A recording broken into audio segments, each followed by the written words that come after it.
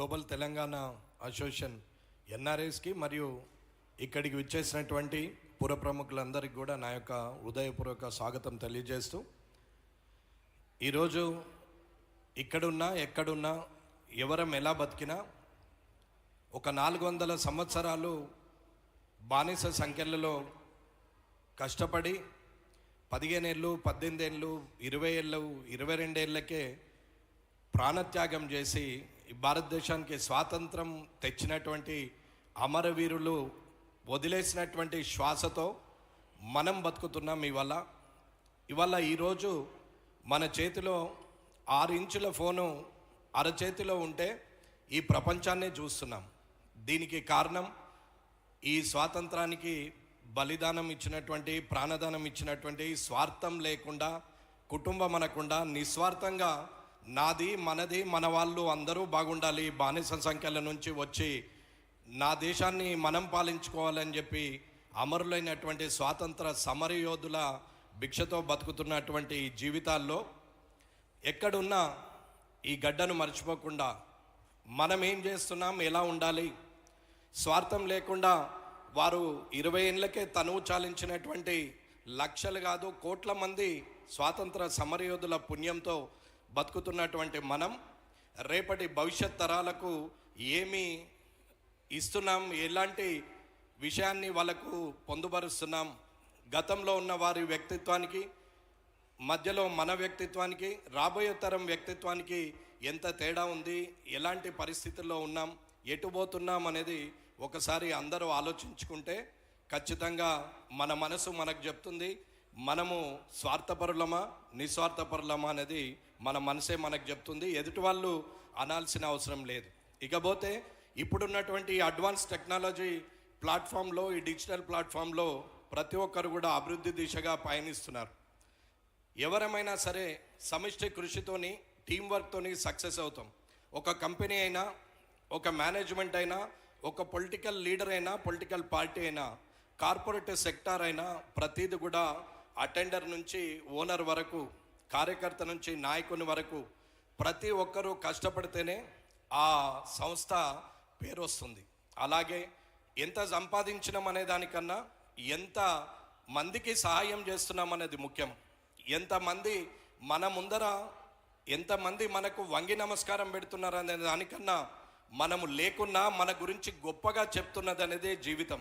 ఆ జీవితాన్ని పొందాలని, అలాంటి ఆలోచన రావాలని, డబ్బే పరమావధి కాదు, సమాజ సేవ కూడా ఒక రకమైన తృప్తిని ఇస్తుంది.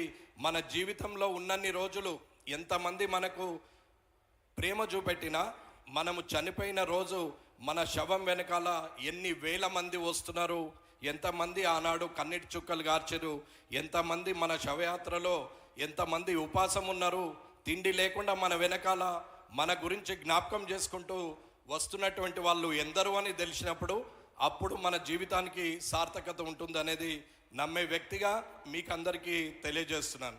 ఇకపోతే హైదరాబాద్ గ్లోబల్ సిటీగా పేరు పొందింది. ఎందరో మహానుభావుల కష్ట ఫలితం అది పెరుగుతూ ఇవాళ అందరికి కూడా ఈ భారతదేశంలోనే ముఖ్యమైన పట్టణంగా విస్తరించింది.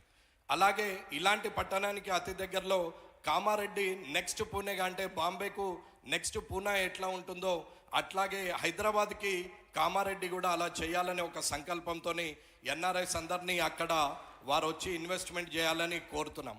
ఏదైనా సరే ఎక్కడున్నా రాజకీయ నాయకుడి అడ్డంకులే ఎక్కువ ఉంటాయని నమ్ముతారు అందరూ కూడా. కానీ అక్కడ మాత్రము మీరు ఖాళీ అప్లికేషన్ పెట్టుకుంటే ప్రతి పని నేను దగ్గరుండి చేయించి మీ ఇంటికి కాగితం పంపిస్తా తప్ప మీరు ఏ ఆఫీసర్ దగ్గరికి వెళ్ళి వంగి పని చేయాల్సిన అవసరం లేదనేది నేను ఒక ఎమ్మెల్యేగా ఈ మాట ఇస్తున్నాను. ఈ కామారెడ్డికి ఒక 53 కిలోమీటర్ల రింగ్ రోడ్డు, అట్లాగే ఒక 300 ఎకరాల్లో స్పోర్ట్స్ విలేజు, అలాగే రైల్వే ఫ్లైఓవర్సు, ఇవన్నీ 2033 లోపల కంప్లీట్ అవుతాయి అనేది నేను మాటిస్తున్నాను. ఇది కేంద్ర ప్రభుత్వ సహకారంతో, రాష్ట్ర ప్రభుత్వ సహకారంతో ఇవన్నీ సాధించడానికి ఆల్రెడీ ప్రణాళికలు పంపడం జరిగింది. కాబట్టి అక్కడ స్పోర్ట్స్ విలేజ్లో ఏర్పాటు చేస్తున్నాం. అట్లాగే గ్రీన్, అంటే పొల్యూషన్ లేని ఇండస్ట్రీస్ని కూడా ఇండస్ట్రియల్ జోన్గా డిక్లేర్ చేసి అక్కడికి నాన్ పొల్యూషన్ ఇండస్ట్రీస్ను కూడా అక్కడికి రావడానికి ప్రయత్నం చేస్తున్నాం.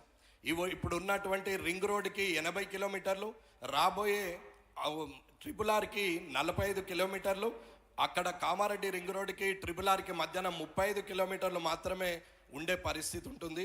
శంషాబాద్లో ఫ్లైట్ దిగితే 1.5 అవర్ లోపల కామారెడ్డిలో ఉండేటువంటి పరిస్థితిలో 6 లైన్ ఇప్పుడు నాగ్పూర్ వరకు వెళ్తున్నది, బెంగళూరు టు నాగ్పూర్. అట్లాగే ఎలక్ట్రికల్ డబ్లింగ్ ట్రైన్ ఉంది, ప్రతి ఫెసిలిటీ ఉంది, ఎన్నో ఎకరాల గవర్నమెంట్ భూములు అవైలబుల్ ఉన్నాయి, ఆల్రెడీ ఎడ్యుకేషనల్ హబ్గా ఉంది. కాబట్టి అక్కడ ఎవరైనా సరే స్పోర్ట్స్కి వెళ్ళాలంటే పంజాబ్ వెళ్ళాలి, కానీ దేశంలో ప్రతి ఒక్కరు కూడా హైదరాబాద్ నుంచి కామారెడ్డికి వచ్చే పరిస్థితికి రావాలి, విస్తరించాలనే ఆలోచనతోని ఒక ఆలోచన ప్రయోగం చేస్తూ ఉన్నాం. దీనికి రాష్ట్ర కేంద్ర ప్రభుత్వాలు సహకరిస్తున్నాయి.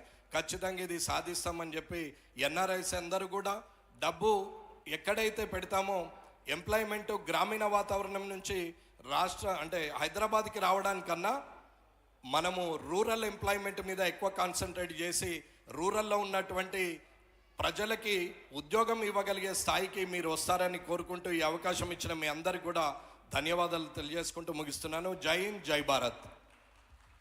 థ్యాంక్ యూ సో మచ్ అన్న. ఎన్ఆర్ఐస్ నిజంగా చాలా ఇంట్రెస్ట్ ఉంటామండి. మేము ఎక్కడో వెళ్ళి 22 సంవత్సరాలు నన్నే తీసుకోండి.